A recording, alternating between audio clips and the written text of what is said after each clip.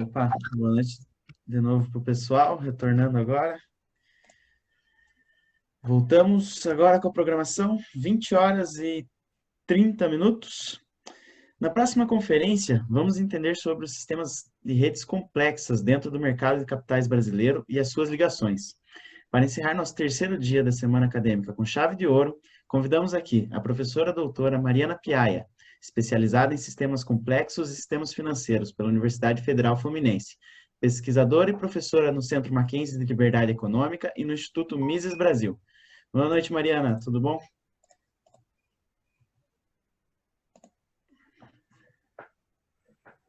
Oi, boa noite, tudo bem? Obrigado pelo convite. É só compartilhar aqui, né? Ali em Share Screen, no Aquela botão coisa que a verde. gente ainda não... Pronto, foi, né? Foi. Então, passo a palavra para você agora. Conta um pouquinho para a gente aí do que é esse negócio. Então, gente, realmente eu gosto quando me convidam para falar dessa pesquisa, porque, em geral, eu trabalho muito com escola austríaca. E aí, quando a galera me convida para falar em algum evento, geralmente é para falar de liberalismo, de uma forma geral, e eu pouco consigo falar da minha tese. Essa pesquisa é uma pesquisa que eu desenvolvi, é uma parte da minha tese, mas dentro de um núcleo que me incomodou muito. Quando eu fui para a UF, para a Federal Fluminense, que é uma universidade bem heterodoxa, né? Assim, no campo da economia mais ainda, marcada por pós-keynesianos e marxistas, dá para dizer assim, a massa, por mais que tenha um núcleo de novos keynesianos, uma coisa que me incomodava muito na questão de escola austríaca e que me incomodava muito nos próprios marxistas é que a gente parece que fica sempre falando do paleolítico. Então, a gente está sempre lá falando dos mesmos autores, e parece que para falar dessas escolas de pensamento que são um pouco mais à margem, a gente só pode fazer história do pensamento econômico. E, na verdade, existem outras pesquisas que a gente pode fazer se valendo dessa construção teórica que foi dada. A minha orientadora na UF era matemática, e eu fiz um pedaço do doutorado na Itália, na Universidade de Milão, também num departamento que é de métodos quantitativos, e aí era um doutorado de matemática. Então, eu desenvolvi algumas métricas lá. E aí eu vou meio que tentar mostrar para vocês qual foi a minha linha de raciocínio, né? Como é que eu usei escola austríaca, que é uma temática que a gente só vê sem números e que, a princípio, as pessoas acreditam que não dá para fazer nada mais aplicado, e essas questões, e o que eu fiz de fato, né? Então, eu desenvolvi toda uma tese realmente em cima disso, e aí eu quero mostrar para vocês como é que... Então, para falar assim, redes complexas do mercado de capitais brasileiro, na verdade, eu queria ver quem é que manda no mercado de capitais brasileiro. Era essa a ideia. Quem é que manda nessa bagaça, né? Quem é que está fazendo o controle desse mercado de capitais?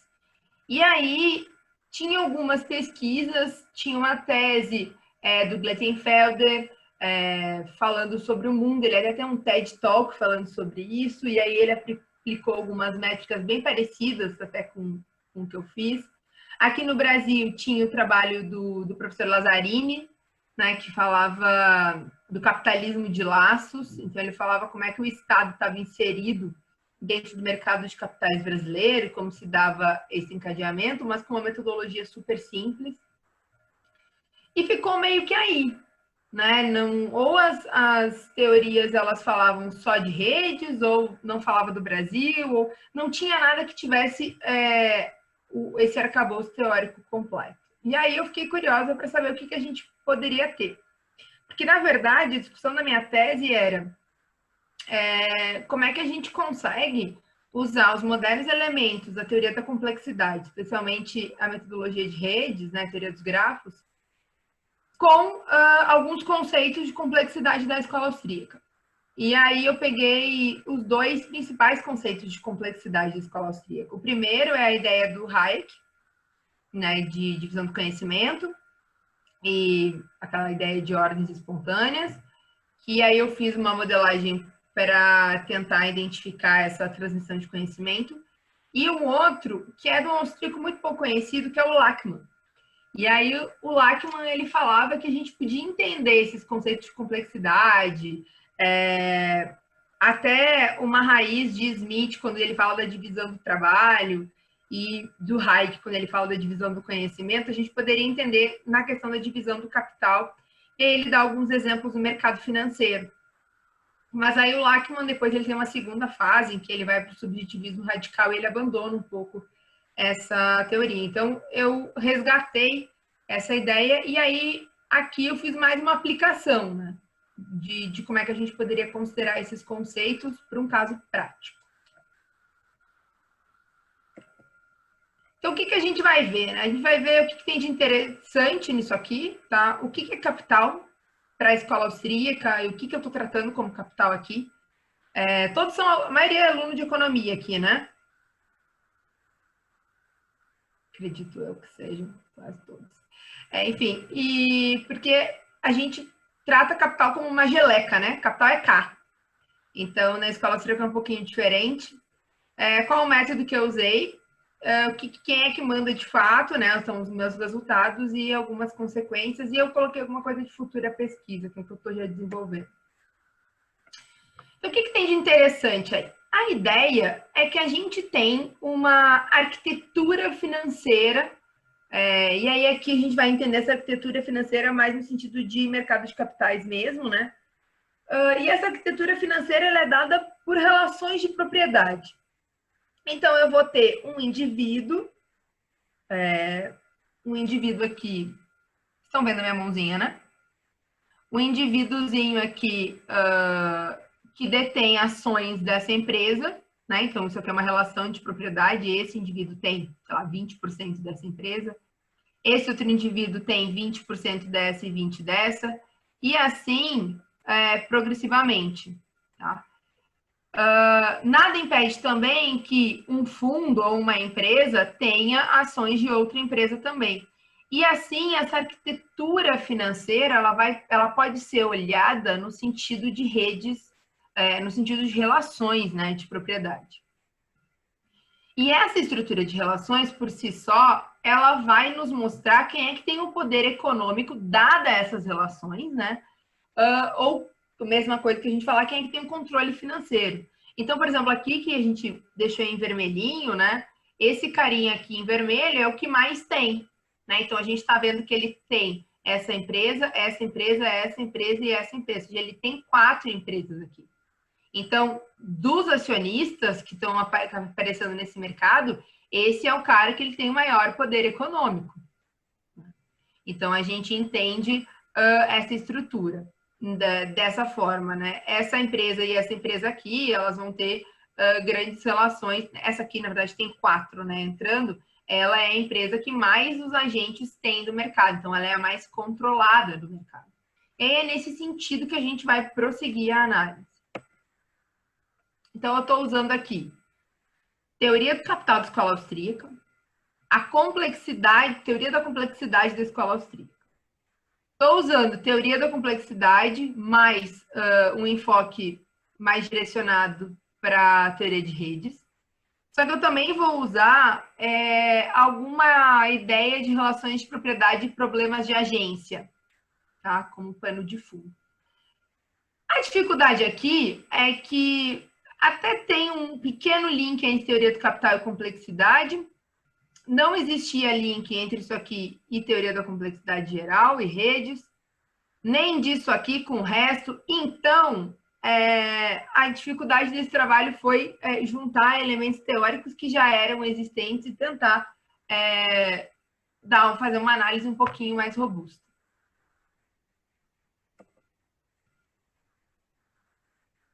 Então, o que eu vou fazer? Eu vou pegar essa estrutura que eu mostrei para você simplificada e vou botar aí com essa lente que eu construí. Então, usando esses 4 elementos, eu construí uma lente específica para olhar essa arquitetura financeira. Bom, então, entendido o que a gente tem de interessante, o que seria bom, a gente vai passar para entender o que é esse capital aí, né? Que a gente está trabalhando. A estrutura teórica utilizada, ela vai se basear muito no que Lachmann, e na escola austríaca até fala do capital. Então, o capital aqui não é K, né? Isso é uma coisa muito importante da gente entender. Capital aqui é um capital heterogêneo. Porque quando a gente fala capital é K, casão, né? Naqueles modelos que a gente aprende, a gente está falando que tudo é capital. E aí, a métrica do capital é a métrica que a gente tem na economia, a nossa unidade de conta, né?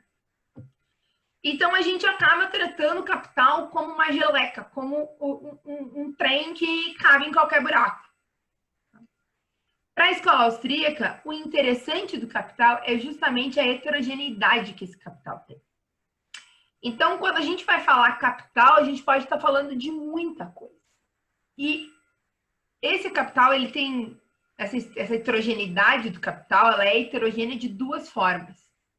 Ela vai ter uma heterogeneidade física, que é, bom, se eu tenho uma empresa que faz tecidos, o meu capital vai ser tear, por exemplo. Se eu tenho uma empresa que faz joias, eu vou ter outros instrumentos ali de capital. Então, tem uma certa limitação. Ah, tá, eu posso transformar o tear, pegar as peças e fazer uma outra máquina que eu posso usar para um outro setor? Pode, tá? Até pode, mas eu tenho algumas limitações físicas. Então, eu também tenho algumas limitações temporais. Essas limitações temporais, ela vai falar o quê? Essa heterogeneidade temporal, ela vai falar que, olha, em determinado período de tempo, o petróleo, por exemplo, ele era usado só para fazer algumas coisas. Tá? Hoje em dia, o petróleo é usado para fazer tudo. Então, com o tempo, a maneira que eu vejo esse meu capital, ela também vai mudando.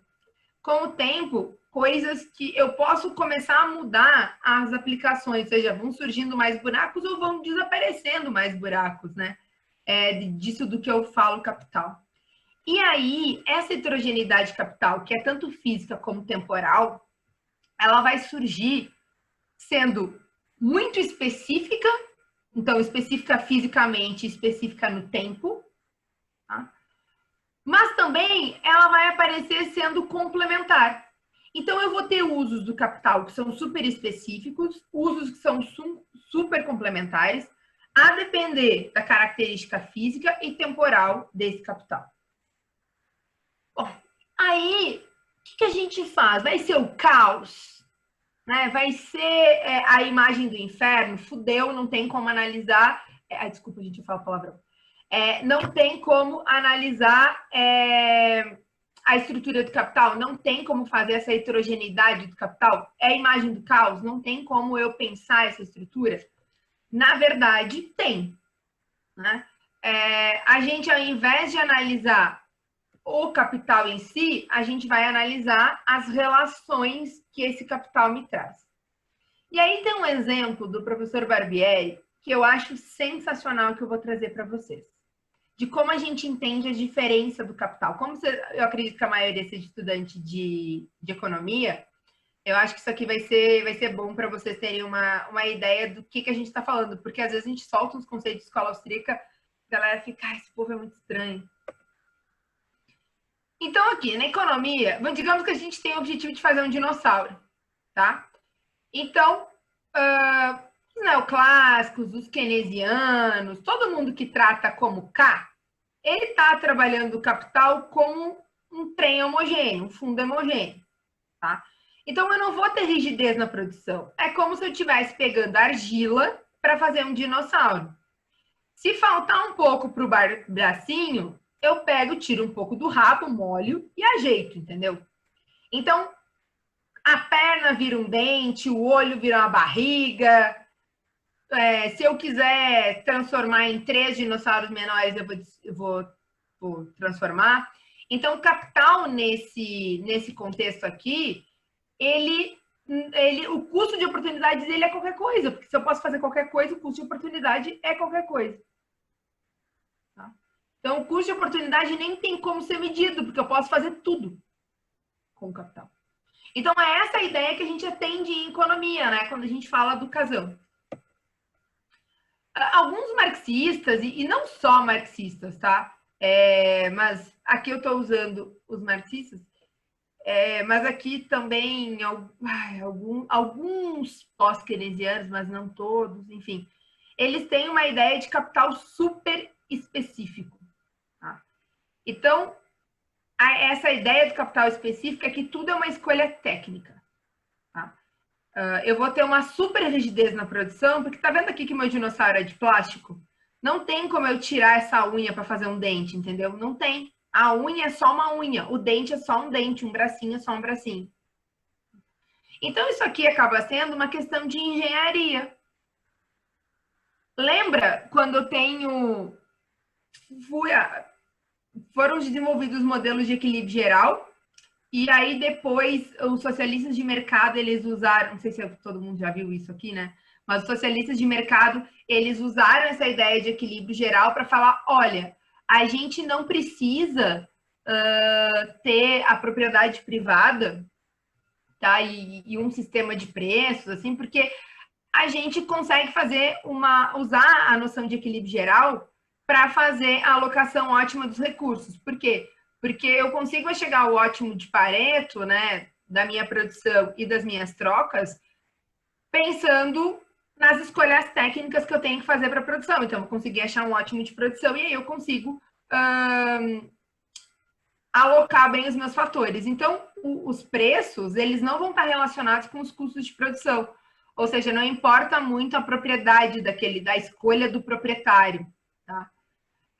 A distribuição disso aqui ele não vai afetar a produção final, e os preços eles não têm relação com o que eu vou fazer com os recursos. Tá? O preço aqui é só aquele preço relativo, que nem no equilíbrio geral, ele não, no máximo, né? Um preço relativo e ainda virtual, mas ele não vai me dar aquela ideia de escassez, porque toda peça é super escassa. Então, toda peça vale muito, e aquela peça só vale para aquilo ali. Tá dando para entender?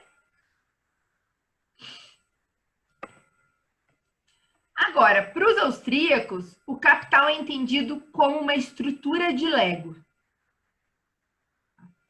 Então, claro que se eu for botar um dente, se eu for pegar, tipo, os Legos... O Lego na minha época, quando eu era criança, tinha o quê? Uns 4 tipos de Lego, de tamanho de Lego, um outro.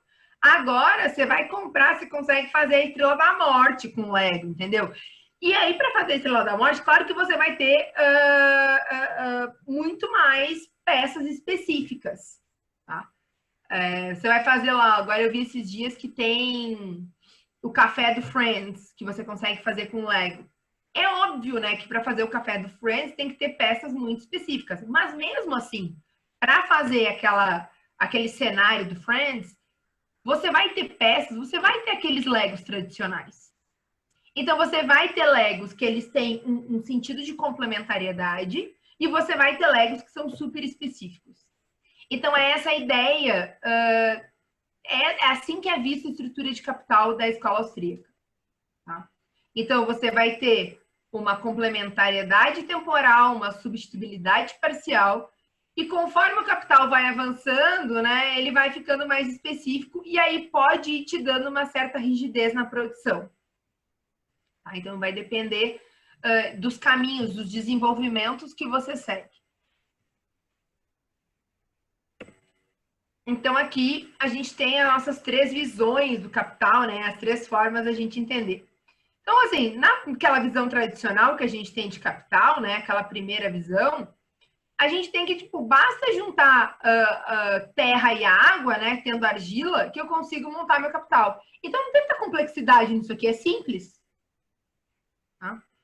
Mas, para eu ter um Lego, eu tenho que pegar petróleo, transformar em polímeros, tingir aqui na fábrica, transformar nas pecinhas, e aí eu consigo montar meu dinossauro. Esse processo de produção, ele pode ser alongado. Então, aqui ele ia ser mais alongado, por exemplo, no Friends, porque eu preciso ter peças mais específicas. Tá? Quanto mais específico, mais rígido vai ser. Então, mais próximo àquele modelo mais marxista, tá? de capital, aquela visão mais marxista de capital, vulgarmente falando, tá? Genericamente falando. E quanto mais simples aqui, mais próximo, então, eu vou estar do modelo mais neoclássico padrão. Então, a gente viu por que capital ele não pode ser visto como uma coisa. Então, eu não posso falar o capital em escola austríaca. Como é que eu tenho que falar? Eu tenho que falar a estrutura do capital.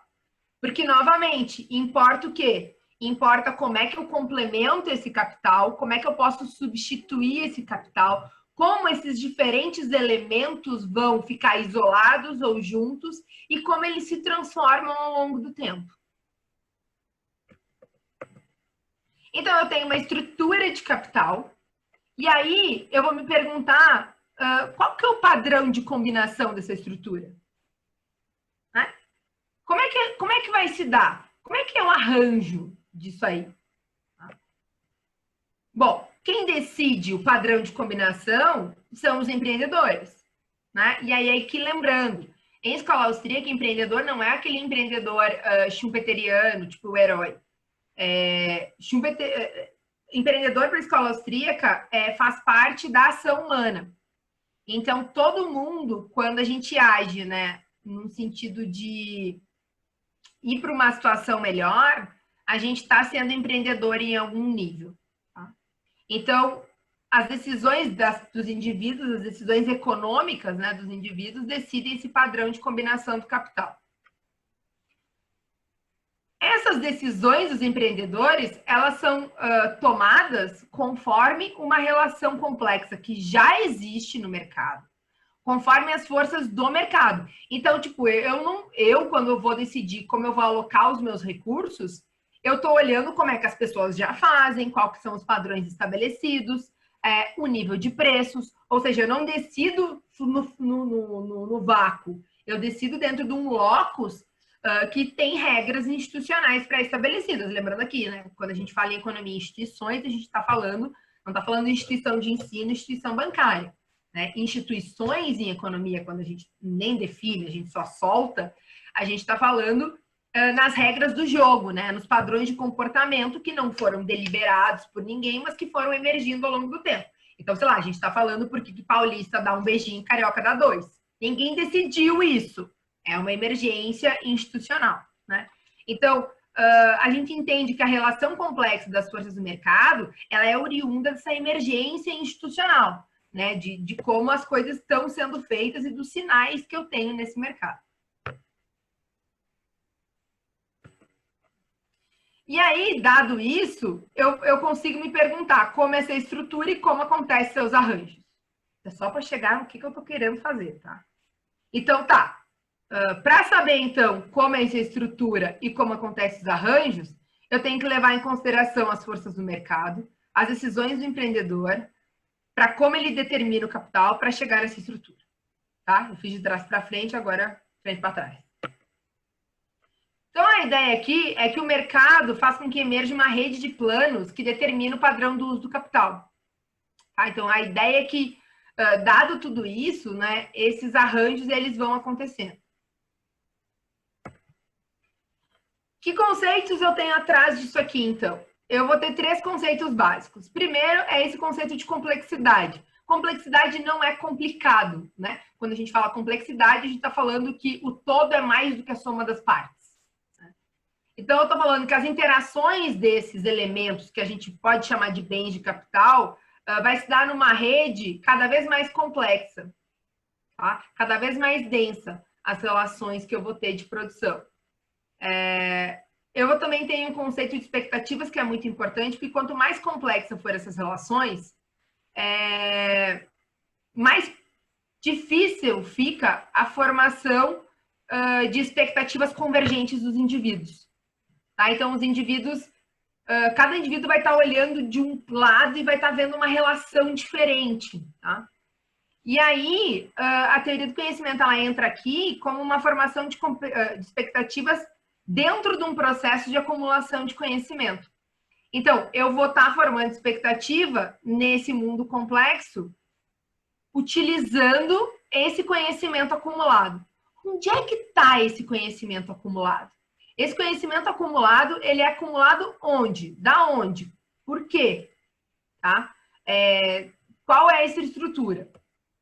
Então, a gente diz que o surgimento e evolução de instituições, que eu estou falando das regras do jogo, garante ou não que eu vou ter maior coordenação de expectativas ou menor. Ou seja, se eu tiver instituições ruins ou funcionando mal, eu vou ter uma péssima coordenação de informações, expectativas.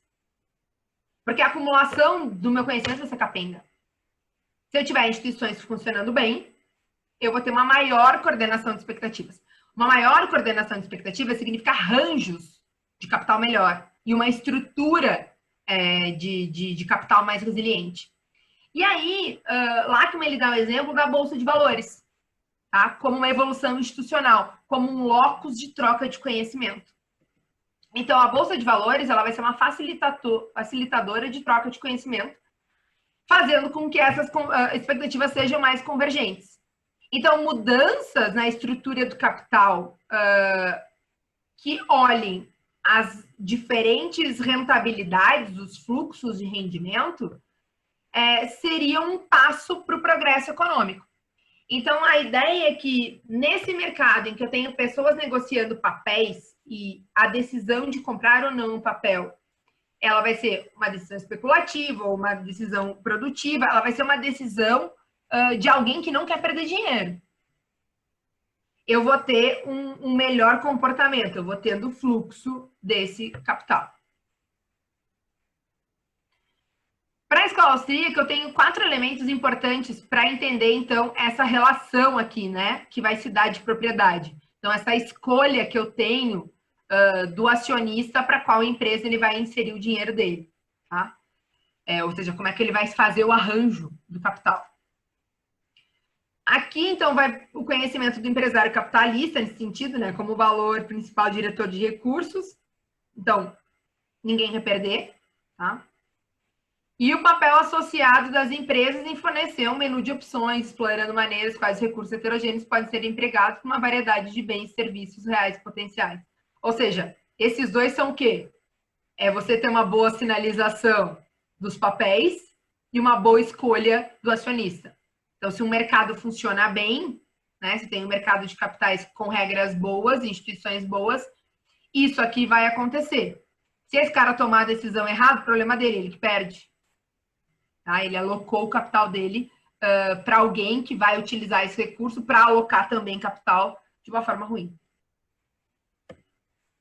E aí, os outros 2 elementos influenciam as escolhas daqueles dois. Ou seja, esses últimos 2 elementos aqui, dessa teoria de finanças austríaca, ela complementa esse locus, ou seja, ela dá cobertura da ação, que são as instituições jurídicas, sociais e políticas que podem influenciar. E aqui o meu ponto, por que eu me pergunto quem controla? Porque a ação de big players no mercado financeiro, sobre esses processos, né, eles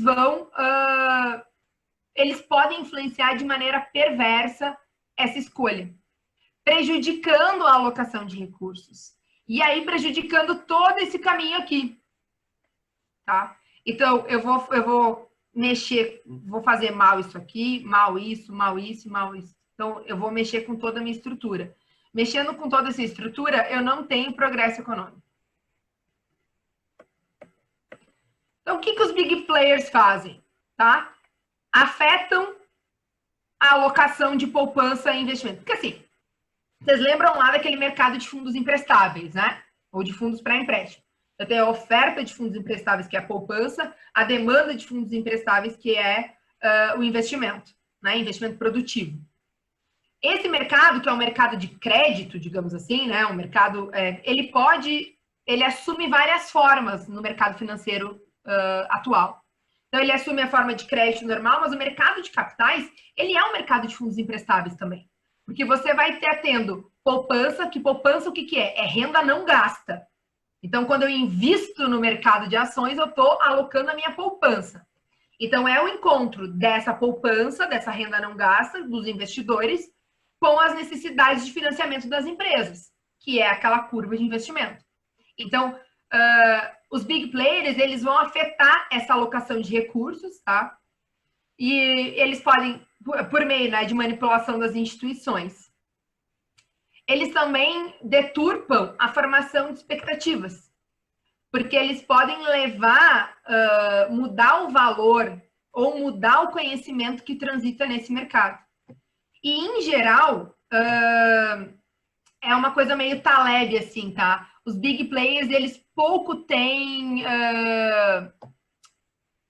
eles pouco colocam na reta, tá? Basicamente essa é a ideia, porque eles pouco têm a perder com isso, né? Em geral, as decisões deles são imunes às pressões competitivas. De uma forma geral, gente, a gente vai ter coisas ligadas ao governo ou os amigos do rei. Tá? Esses big players vão ser pessoas que vão ter uma imunidade durante algum tempo, que vão fazer coisinhas naquele mercado. Então, se pegar dados mais antigos, você vai ver, sei lá, tipo Eike Batista, por exemplo, tá? Mas, basicamente, hoje a gente vai ter uns outros amigos do rei aí e a gente vai ver o próprio rei, né, dando uma de acionista nesse mercado de capitais brasileiro. Tá, e aí quem manda afinal, tá? Pela literatura, existe um problema de agência básico entre, que é o que a gente estuda na faculdade. Tem um problema de agência entre o administrador e o dono e o acionista, né? Então, você quer aumentar o rendimento do acionista ou você quer usar esse lucro para fazer mais investimento para ganhar no futuro? Então, tem aquele problema de agência, né? Vai ter um outro problema de agência aqui, que é o que é mais importante para mim, que é entre acionistas majoritários e minoritários. E aí, ao longo do tempo, foi se vendo que a forma de exercer controle, ou seja, a forma dos majoritários exercerem controle sobre os minoritários, e também deturpando o que cada grupo quer de retorno, ela se dá de 3 formas básicas, tá? Primeiro é direitos de voto diferenciados, que é o que a gente tem no Brasil e que a B3 já deu sinalização que a gente tende a acabar, né, no futuro.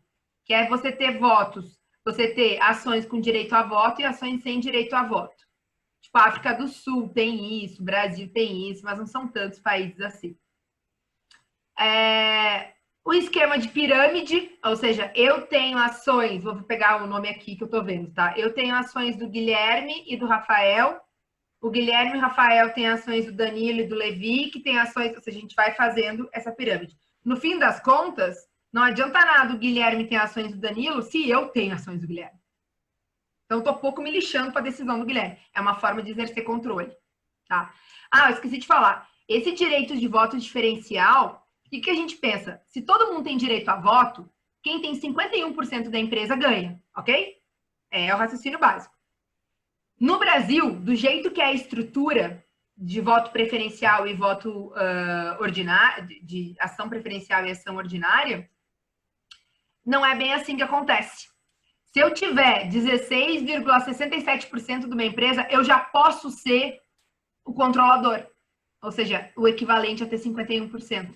Porque eu tenho esse processo de diferenciação de votos, de poder. Então, é o mínimo, né, que precisa. Mas não é toda empresa que vai ser isso. Vai depender do quanto ela coloca em preferenciais e quanto ela coloca em ordinários. E aí tem as participações cruzadas, que no Brasil não tem, mas é muito comum no Japão, eu tenho ações de você e você tem ações de mim. Tá? Então, no fim das contas, a gente é o mesmo bloco que vai mandar em alguma coisa. Tá? Então, essas 3 formas aqui de se fazer controle foram estudadas no Brasil. Teve um boom de estudos no final dos anos 90, início dos anos 2000, sobre isso, especialmente porque foi criado o novo mercado, né, em que a gente só tinha ações ordinárias, acho que foi 2001, 2003, uma coisa assim, não vou lembrar agora de cabeça. E aí estavam estudando se ia fazer diferença para o controle. A maioria dos estudos mostrou que não. O Lazzarini, por questões mais intuitivas, ele chegou que o Brasil usava muito pirâmides, mas ele foi um dos únicos que trabalhava com isso, ou seja, que a forma de exercer controle no Brasil era piramidal. Então, tinha essa questão aberta na literatura. E aí, também é dividido pela literatura, um dos fatos estilizados, quem são os acionistas finais, ou seja, quem são esses controladores. Famílias ou indivíduos, né? Lembrando que quando a gente fala família em economia também não é papai, mamãe e filhinho, né? É conjunto de indivíduos. O Estado, algumas instituições financeiras amplamente realizadas, né? Algumas corporações e outros. Aí aqui eu posso ter fundos, enfim, que no Brasil é algo muito importante. Beleza, construímos o colchão. O que eu fiz? Eu construí 4 redes principais. Tá? A primeira é a mais simples. A primeira é, eu quero saber quanto que o I tem de ação do J e quanto o J tem de ação do K. O peso disso aqui é porcentagem. Então, se esse peso aqui fosse 10, 0,01, né? Significa que esse carinha aqui tem 10% de ações desse, tá? E assim sucessivamente, tá? Aí, o que eu fiz? Eu integrei a minha matriz. Isso aqui é uma matriz, tá? Uma matriz quadrada. Eu integrei a minha matriz. O que eu fiz? Se I tem ação do J e o J tem ação do K, que é o que eu falei antes, eu tenho ação do Guilherme e o Guilherme tem ação do Danilo, eu tiro o Guilherme da jogada, que ele pouco importa, tá? Então, eu estou botando qual seria o controle que eu tenho aqui diretamente. Então, eu faço uma integração da minha matriz, tá? Cortando os intermediários. Eu quero ver, tá, tirando essa merda aí, essa nuvem que você faz aí no meio, quem que é de fato o final? Aqui eu considerei tanto os caras que têm ações ordinárias, como quem tem ações preferenciais. Ou seja, tem direito a voto ou não tem direito a voto. Aí, o que eu fiz? Eu fiz uma rede de controle respeitando o limite teórico. Eu fiz vários testes, tá? Eu fiz teste para 0,14, 0,16, 0,20, 0,25, 30. Eu fui fazendo vários testes aqui para ver se ia dar diferença no limiar. E não deu. Então, eu preferi, não deu significativo. Então, eu preferi usar, sei lá, eu publiquei esse artigo numa revista fora do Brasil, né? Então, eu queria usar o standard da literatura. Então, eu fiz assim, ó. Se você tem ações com direito a voto superiores a 50%, isso equivale a 1. Você tem controle. Então, é como se você tivesse 100% das ações. Você tem 100% do controle, se você tem mais 50% da empresa. Agora, se você não tem, é 0. Tá? Se você tem... se você não tem o controle, tá? Se não tem esse link de ir para cá. Se não tiver mais nenhum cara que tenha mais que 50%, aí eu considero se não existir, né, nenhum acionista que tenha mais 50%, eu considero 30, 10, 20, ou seja, eu considero como se fosse aqui em cima, só que só das ações ordinárias. Então, por exemplo, se eu tenho 60% das ações do Guilherme, eu considero 100. Agora, se eu e o Guilherme, a gente tem os dois, eu tenho 40% do Rafael e o Guilherme tem 40% do Rafael, eu vou colocar 40% mesmo. Tá? Então, se eu tivesse 60% e alguém tivesse 40%, eu zero 40% e só vale 100. O 60 como 100. Entendeu? Aí, depois, o que eu faço? Eu pego essas 4 aqui e faço o peso de quanto eu tenho de ação ponderado pelo valor de mercado dessa empresa. Então, eu pego assim, ó, a empresa J, ela vale pouco no mercado, então ela vai ficar menos significativa, o valor da ação. A outra empresa vale muito no mercado, ela vai ficar, a porcentagem da ação, desculpa, ela vai ficar mais significativa. Eis os resultados aqui. Sei que se alguém falar que é feio, eu vou ficar chateada, porque eu acho que é muito bonito. tá? Então, o que a gente tem? Em laranja, a gente tem as empresas que são listadas. Essas empresas, os outros têm ações dela, mas ela também pode ter ação dos outros. E verdinho, aqui meio azul, são os acionistas, só que não são listados, ou seja, ninguém tem ações deles. Então, aqui a gente vai ver que o mercado de capitais brasileiro é quase que vergonhoso, né? Ele é pouco denso, ele é ralo. Eu tenho um núcleo fortemente conectado com uma periferia, tá? Então, por exemplo, aqui, bem pequenininha, né? Eu vou ter uma empresinha aqui e um monte de acionistas saindo dela, tá? Então, ela não está ligada com o resto do mercado, tá? Eu tenho só um núcleo aqui que está ligado e aí é aqui que eu vou ter relações legais. O tamanho da bolinha significa, tá vendo que as bolinhas laranjas tem bolinha laranja maior e bolinha laranja menor. Quanto maior o tamanho da bolinha laranja, mais acionistas essa empresa tem. Tá? Diferentes acionistas, né? Aqui é aquela rede que eu corto os caminhos. Então, olha só, tá vendo aqui que é tipo uma pirâmide? A gente tá vendo de cima uma pirâmide? Essa bolinha aqui? Não sei se vocês estão vendo minha mãozinha. Aqui, ó. Aqui ela desaparece. Tá? Por quê? Porque eu cortei essas relações indiretas. Aí fica mais pobre ainda o negócio. Tá, vamos ver os dados, então. Quem é o que tem maior propriedade, mais em número, né? Quem tem mais ações em número? BNDES Par, tá? Que é a parte do BNDES que está no mercado financeiro, né? Comprando e vendendo ações, né? Como acionista. Então, tem 54 ações, diferentes ações. Depois, Previ, BlackRock está no mundo inteiro, né? Petros e Eletrobras. Aqui, essa métrica aqui é considerando o valor das ações. Então, aqui o BNDES Par, ele tem uma regra institucional que eu acho que ele não pode deter mais de 30% de uma empresa. Então, aqui significa que a Neo Energia, se somar o que ela tem de porcentagem, ela vai ter 500 e lá vai pedrada por cento de ações no mercado. Se somar, fizer uma soma mesmo linear, tá? Aí eu vou ter a Neo Energia, GP Holdings, BNDES Par aparece aqui, CPFL Energia, o Opportunity, né? Opportunity, vários casos de corrupção, né? Previ e Eletrobras. Se eu cortar os caminhos, aí eu vejo que o BNDES aparece e olha quem é que está aparecendo aqui. União Federal. União Federal vai aparecer como uma das maiores acionistas desse mercado, tá?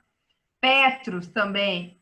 Se eu for olhar em termos de porcentagem, BNDES assume o primeiro lugar.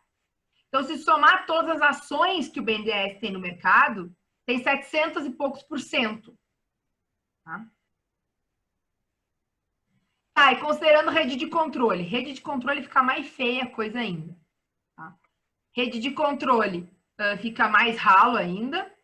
E aqui, rede de controle integrada, você vê que nenhuma empresa que está listada exerce controle significativo. Ou seja, quem manda no controle final no mercado de capitais brasileiro não participa dele. Tá? Então, não está com o cu na reta. Resultados de controle. Maior controlador de todos, BNDES Par. Considerando pesos, União, tá? E outros envolvidos com corrupção. Aqui, olha uma coisa interessante. Aqui não apareceu, por exemplo, a CEMIG. Estava mais para trás. Mas quando eu corto as questões indiretas, as ligações indiretas, né, de ação, o governo de Minas, ele aparece aqui. Por quê? Porque a CEMIG tem muita empresa. E o acionista final da CEMIG é o governo federal de Minas.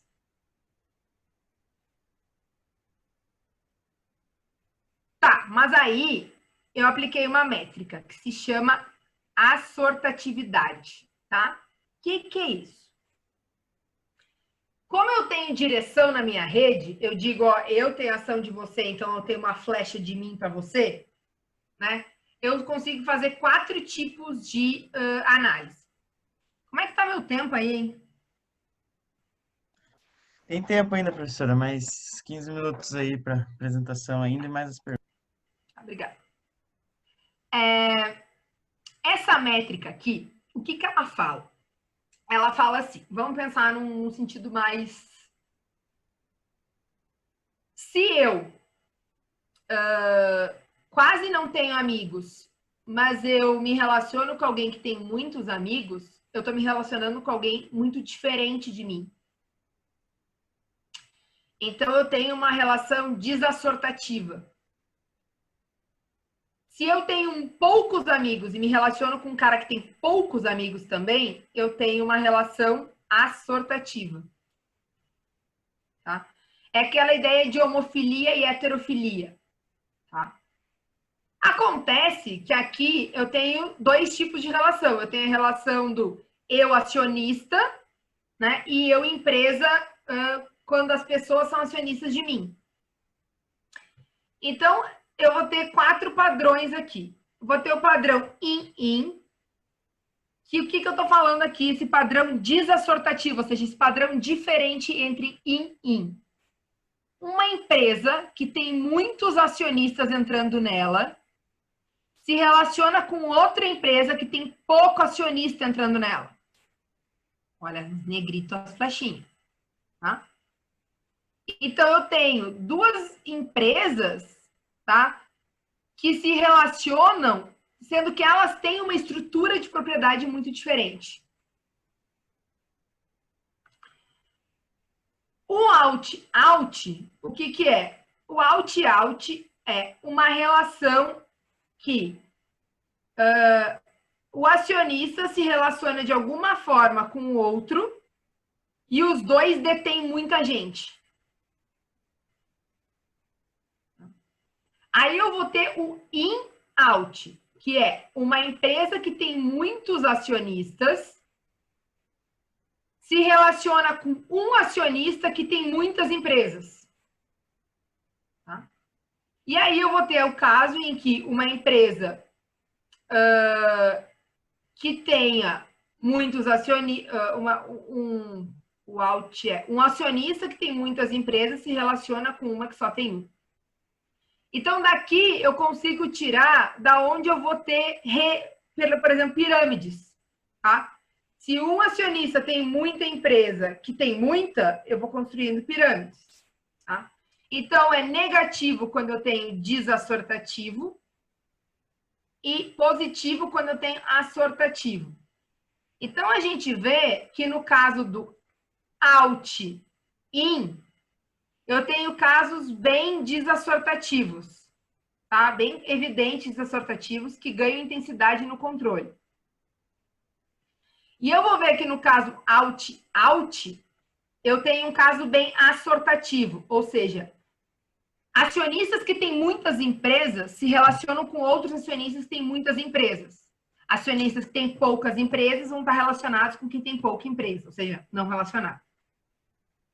Esse negativo me diz que o cara que tem muitas está com uma empresa que tem pouco para cima dela. Tá? Ou seja, pirâmide. Então, eu consegui matematicamente achar 2 resultados importantes. Esse primeiro da pirâmide, então, que eu vou tendo essa construção de pirâmides, eu vou ter um acionista. Tipo, é a ideia do eu vou ter o BNDES, que tem o BNDES par, que vai ter umas 4 empresas que vão ter 8 embaixo dele. Eu provei matematicamente isso.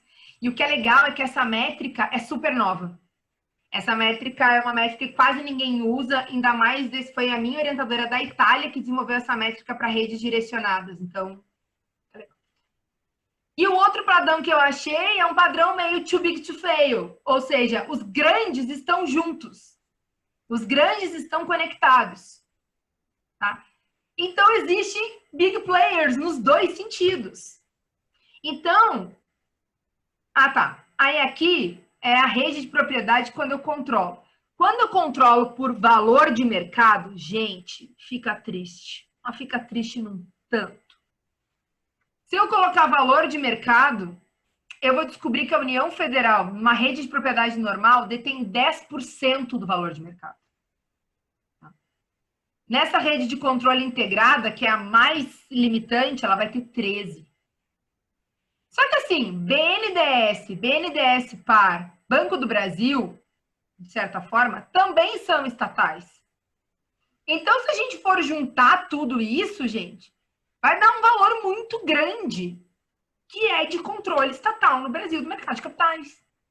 Ou seja, o big player, e assim, eu nem entrei em grandes questões sobre empresas envolvendo com corrupção aqui. Eu tentei fazer um teste. Eu coloquei uma cor diferente para todas as empresas que estavam sendo investigadas com corrupção. São bem as grandinhas ali da rede, entendeu?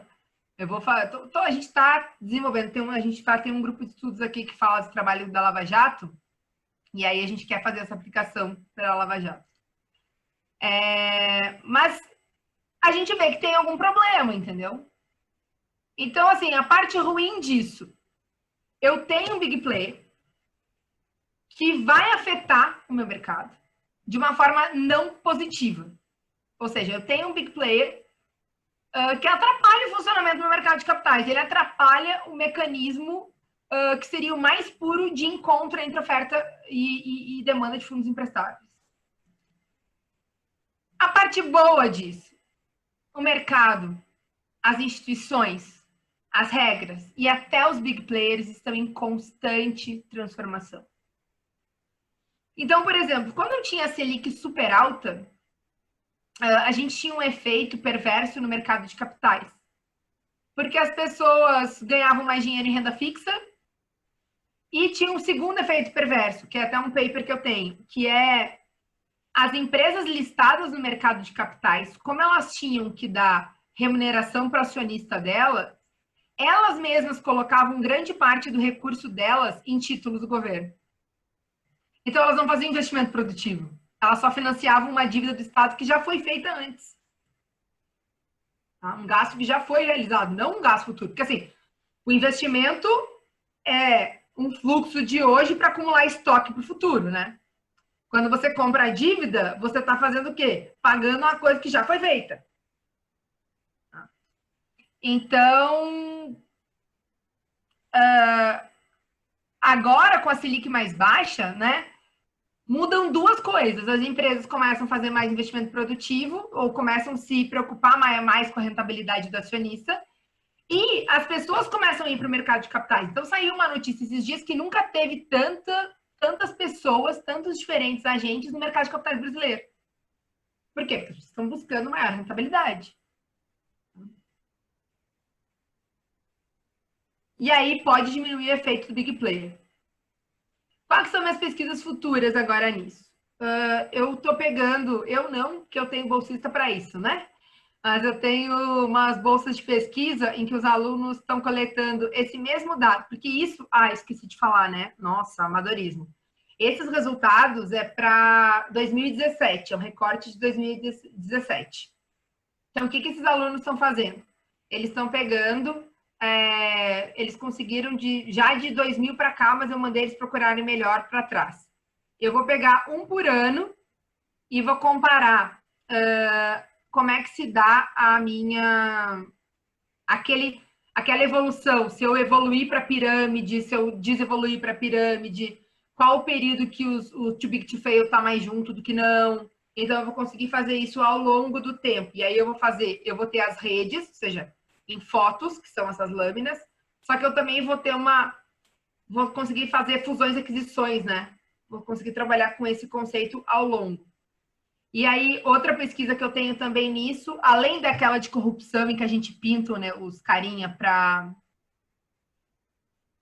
ver quem é que está na corrupção, quem não está, tal. A gente teve que agora o Salim saiu do governo e me quebrou um pouco as pernas da pesquisa, mas a gente teve uma mudança na composição societária de várias empresas estatais. E eu quero ver se isso se refletiu no Brasil, tá? No mercado de capitais brasileiro, se isso mudou os resultados. Eu vou fazer 2018, 2019, 2020. E aí eu vou ver se teve diferença para esse meu modelo de 2017. se de fato algumas coisas que o Temer fez no final do mandato dele e agora o que o Bolsonaro fez influenciaram nessa distribuição societária do mercado brasileiro. Então, são essas pesquisas que eu vou continuar fazendo, dado todo aquele meu arcabouço teórico. O paper que eu tenho, ele não conta esse blá teórico do capital, mas eu achei legal contar para vocês, porque é uma coisa que dificilmente vocês veem na graduação. Aí eu fiz essa fala. Aqui estão alguns contatos, tá? O Centro de Liberdade Econômica do Mackenzie, a gente sempre está publicando coisas, fazendo webinar. A gente vai ter um fórum final desse ano, que vocês podem mandar artigo ou resumo. E é um fórum que é bem para estudante, assim mesmo, tá? E vai ser todo online. Então, vocês estão convidados para submeter, se vocês tiverem artigo, uma ideia de artigo, enfim, submeter para esse evento, que é uma bela experiência. Tá? Não só para quem quer área acadêmica, mas para quem gosta de estudar enfim, e ver coisas novas. Não precisa ser necessariamente liberal, você pode fazer uma crítica ao liberalismo, tá? Não tem o menor problema, já teve trabalhos nesse sentido no fórum. A gente é super amigável. Tá? Bom, estou disponível, gente, para perguntas. Beleza, obrigado, professora. Nossa, foi bastante denso aí, bem esclarecedor o conteúdo. Confesso que eu aprendi bastante coisa aqui. A gente vai abrir o tempo para pergunta aí do pessoal. Pode perguntar no chat, Eu sou meio agitada, né? pode pedir para abrir também o microfone. Eu Enquanto o só não pessoal vai estou elaborando. vendo o chat aqui. Oi? Se aparecer ali, eu já repito para a Ah, professora. tá. Tá ali embaixo também escrito chat, se quiser acessar. Enquanto o pessoal vai elaborando uma pergunta, eu tenho uma aqui que me veio na cabeça. Você explorou bem como utilizar essas redes para entender o cenário e quem são os big players ali. Mas queria que a professora explicasse um pouco como que a gente pode utilizar essas redes e esse entendimento dessas estruturas para, de fato, operar no mercado.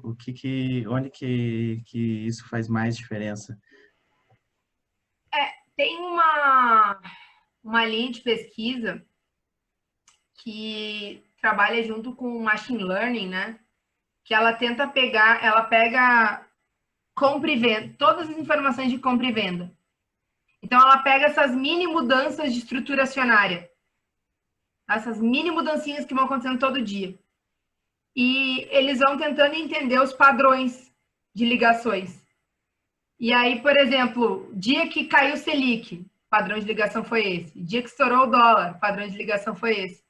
Então, você consegue criar padrões para onde as pessoas migram, especialmente da onde que elas se desfazem.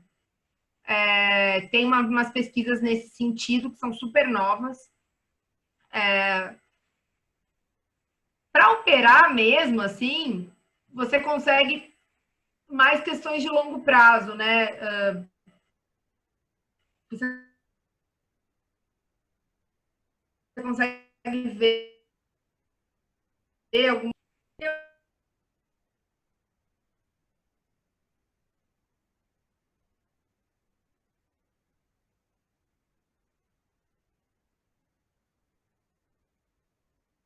Eu acho que é mais padrões de linha de pesquisa que analisa risco. Acho que eu consigo pensar nisso, assim, para mercado de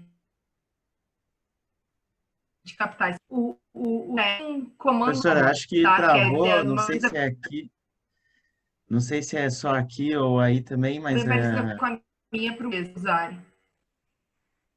Opa, você está escutando, professora? Acho que a rede ficou ruim aqui ou aí, porque aqui apareceu bastante travado. O pessoal falou aqui também comigo no chat que deu uma travada. Você pode repetir a última parte?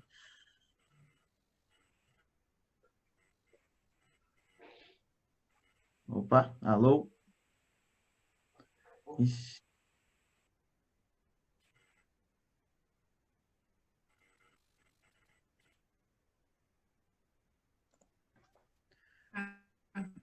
Oi, professora? Não?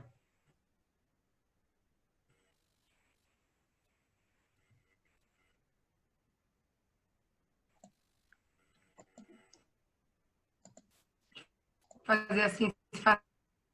Opa, acho que está retornando aqui. Eu acho que caiu a conexão para você, professor.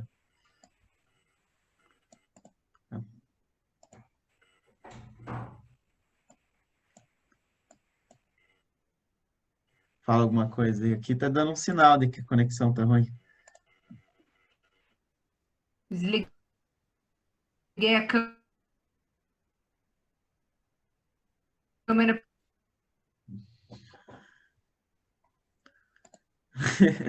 Bom, ah, deixa eu ver aqui se eu faço alguma coisa.